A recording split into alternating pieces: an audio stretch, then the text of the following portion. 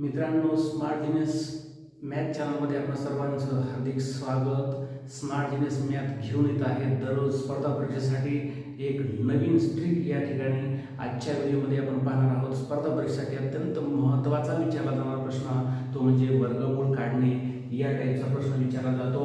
पहा या ठिकाणी उदाहरण, वर्गमुळात 0.0 आवर्ती 1 म्हणजे या ठिकाणी या संख्येचं वर्गमूळ कसं काढायचं ते आपण बघणार आहे. आपण काय करतो, या ठिकाणी डायरेक्ट शून्याचं वर्गमूळ लिहितो आणि 1चं वर्गमूळ लिहून टाकतो. म्हणजे आपण या ठिकाणी अशा पद्धतीने उत्तर लिहितोय, शून्याचं वर्गमूळ 0, दशम शून्याला दशम शून्य, 1ला 1. लक्षात घ्या, असं करायचं नाहीये. आपलं उत्तर चुकतंय. हे उत्तर या ठिकाणी 100% चुकीचं आहे. बरोबर उत्तर सेकंदात कसं काढायचं ते या ठिकाणी बघूयात. आपण काय करायचं आहे, या ठिकाणी 1च्या वर आवर्तीचं चिन्ह आहे, त्याला बार म्हणतो आपण इंग्रजीमध्ये. मग या ठिकाणी 1ला 1 लिहून टाका आणि बार काढून छेदस्थानी 9 लिहा.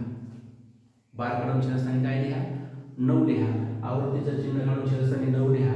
अशा पद्धतीने मांडणी करा आणि नंतर याचं वर्गमूळ काढा. मग याचं वर्गमूळ किती येत आहे सांगा? 1चं वर्गमूळ 1 आणि 9चं वर्गमूळ 3. हे झालं आपलं उत्तर. सोपं आहे ना? बारचं चिन्ह काढायचं, या ठिकाणी आवर्तीचं चिन्ह काढायचं आणि छेदस्थानी 9 लिहायचं आणि नंतर त्याचं या ठिकाणी वर्गमूळ काढायचं आहे. पहा दुसरं उदाहरण या ठिकाणी बघूयात. वर्गमुळात 0.0 आवर्ती 9. काय करायचं? डायरेक्ट आवर्तीचं चिन्ह काढा, बारचं चिन्ह काढा. या ठिकाणी 9ला 9 लिहून टाका आणि छेदस्थानी 3 तुम्ही 9. मग वर्गमुळात 9/9 म्हणजे 9चं वर्गमूळ किती? 3 आणि ह्या 9चं वर्गमूळ किती आलं? 3. 3 1 3, 3 1 3 म्हणजे याचं उत्तर किती येतं? 1. आलं लक्षामध्ये? त्यानंतर या ठिकाणी तिसरं उदाहरण पहा. तिसरं उदाहरण आहे 0.0 आवर्ती 4. वर्गमुळामध्ये 0.0 आवर्ती 4. मग या ठिकाणी परत तीच पद्धत आहे. 4च्या डोक्यावर असणार या ठिकाणी आवर्तीचं चिन्ह आहे, बार आहे, ते काढून टाका. मग या ठिकाणी 4ला 4 लिहा आणि आवर्तीचं चिन्ह म्हणजे हे चिन्ह काढल्याच्या नंतर खाली 9 कंपल्सरी लिहायचं आहे, लक्षात घ्या. नंतर या ठिकाणी याचं वर्गमूळ काढा.